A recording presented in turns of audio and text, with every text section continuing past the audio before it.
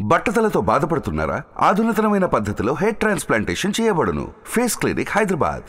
ఖచ్చితంగా మనస్ఫూర్తిగా నేను నమ్మి చెప్పేది ఏంటంటే 3-4 రోజుల్లో తప్పకుండా కూటమి తిరిగి నన్ను, అది బీజేపీ కావచ్చు, టీడీపీ కావచ్చు, ఏ పార్టీ అయినా కావచ్చు, గతంలో నేను ఎందుకని చెప్పానో, ఏ పార్టీయో నేను ఇప్పుడు చెప్పలేనని చెప్పింది ఈ ముందు చూపుతోటే చెప్పా. పలానా పార్టీ అంటే ముందు ఆ పార్టీకి వలేసేస్తాడని చెప్పి నేను ముందు చూపుతో ఏ పార్టీయో చెప్పకుండా నేనున్నా. బట్ ఎనీహౌ తప్పకుండా కూటమి తరపున ఆల్రెడీ భారతీయ జనతా పార్టీకి సీటు వచ్చింది కాబట్టి మేబీ భారతీయ జనతా పార్టీ తరపునే పోటీ చేయడానికి అవకాశాలు ఎక్కువ ఉండొచ్చు. బట్ ఖచ్చితంగా కన్సిడర్ చేస్తారు అనే అభిప్రాయం అయితే నాకు పూర్తిగా ఉంది. అయితే ఎటువంటి ఐడియా లేదు, చూద్దాం. ప్రస్తుతానికి ఇంకా నేను ఏ పార్టీలో లేను. ఆ పార్టీలు కూడా అదే చెప్తున్నాయి. ఒక పార్టీ మరి జాయిన్ అవ్వకుండా ఎలా ఇస్తామని చెప్పి మరి తిరుపతికి సీట్ కన్ఫర్మ్ చేసి జాయిన్ చేసుకున్నారు. అంటే అబద్ధం ఆడినా కూడా పాపం అరగంటలో దొరికేశారు. అలాగా కొద్దిమంది ఇంకో పార్టీలో కూడా ఇలాంటి ప్రచారమే చేయాలనుకున్నారు. వాళ్ళు కూడా మరి ఉబలాటం ఆపుకోలేక ఇంకా జాయిన్ అవ్వకుండానే సీటు కూడా డిక్లేర్ చేశారు. ఇంకా జాయిన్ అయ్యాడో లేదో కూడా తెలియదు అభ్యర్థి. సో ఇటువంటివి ఉన్నాయి కాబట్టి అది కేవలం జాయిన్ అవ్వలేదు అనేది అది ఒక అభియోగం. బట్ అది పెద్ద ఇష్యూ కాదు. డెఫినెట్గా నాకు నరేంద్ర మోడీ గారి మీద, చంద్రబాబు నాయుడు గారి మీద, పవన్ కళ్యాణ్ గారి మీద పూర్తి విశ్వాసం ఉంది. వారి నాయకత్వం మీద డెఫినెట్గా జగన్మోహన్ రెడ్డిని వారు ప్రేమించరు అనేదే నా ప్రగాఢ విశ్వాసం. మొట్టమొదటిసారిగా ప్రజలందరికీ జగన్మోహన్ రెడ్డి అంటే ద్వేషం ఉంది చాలామందికి. బట్ ఆ ద్వేషం ఉండటం వేరు, మనసులో కుమిలిపోయినా అని అడగటం వేరు, అంటం వేరు. సో అది నేను అందరికన్నా 1 సంవత్సరంన్నర ముందు ఎక్స్ప్రెస్ చేశా. అది ప్రజలకు తెలుసు. సో కాబట్టి జగన్మోహన్ రెడ్డి మీద జరుగుతున్న ఈ ప్రజా పోరాటంలో, ఈ ఎలక్షన్స్లో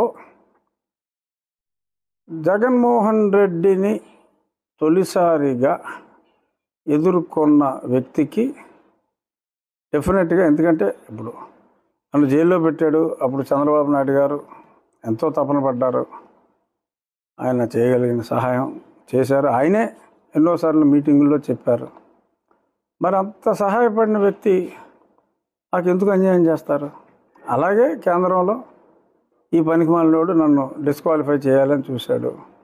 కేంద్రం చేతిలో పని. ఇప్పుడు నన్ను చంపాలని చూశాడు. నాకు సెక్యూరిటీ ఇచ్చారు. సో నన్ను చంపకుండా కాపాడిన కేంద్ర ప్రభుత్వం, ఆ పదవి పోకుండా కాపాడిన కేంద్ర ప్రభుత్వం, నేను వీడి చేతిలో చావు దెబ్బలు తిని బయటికి రావటంలో ఆ సమయంలో మరి ఎంతో సహాయం చేసిన చంద్రబాబు నాయుడు గారు నాకు అన్యాయం చేస్తారు అనే ఆలోచన కూడా నాకు లేదు.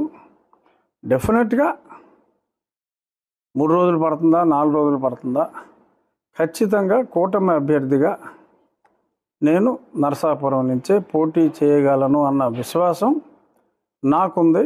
నాకన్నా ఎక్కువగా ఆ నియోజకవర్గ ప్రజలకే కాదు, రాష్ట్రంలో ఉన్న జగన్మోహన్ రెడ్డిని ద్వేషించే అందరికీ కూడా ఉంది. ఇంతమంది కోరుకుంటున్న నా కూటమి అభ్యర్థిత్వాన్ని ప్రజల మ్యాండేట్ కోసం ఇవాళ అందరూ ప్రతి ఓటర్ని కూడా కాలు పట్టుకుని బతిమాలవలసిన ఈ పరిస్థితుల్లో ఎంతోమంది యాంటీ జగన్మోహన్ రెడ్డి వ్యక్తులు ఉండగా, వాళ్ళందరూ నన్ను అభిమానిస్తూ ఉండగా, ఎలక్షన్లు గెలవాలనుకున్న ఎవరికీ కూడా నాకు అన్యాయం చేయాలన్న ఆలోచన రాలేదు.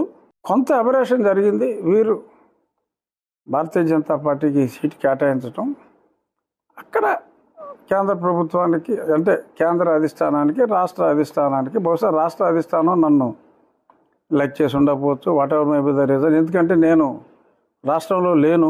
రాష్ట్రంలో నేను ఎందుకు లేనో మీ అందరికీ తెలుసు. 18 ఎన్నో ఉన్నాయి కేసులు నాకు ఆ మీద ఇడిపెట్టినాయి.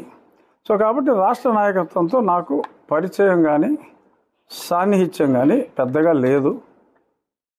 సో కాబట్టి అదేదన్నా ఆ కమ్యూనికేషన్ గ్యాప్ వలన నాకు ఏదన్నా ఈ షార్ట్ గ్యాప్ ఆఫ్ అనౌన్స్మెంట్ వచ్చి ఉండొచ్చు.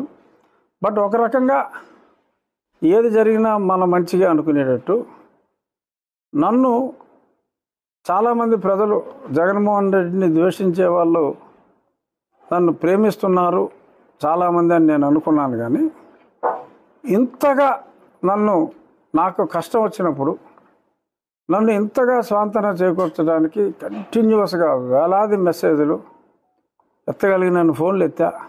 మధ్యలో ఎవడో సుమన్ టీవీలో మీ పర్సనల్ అండ్ బిజినెస్ ప్రమోషన్స్ కోసం కింది నెంబర్కి కాంటాక్ట్ చేయండి.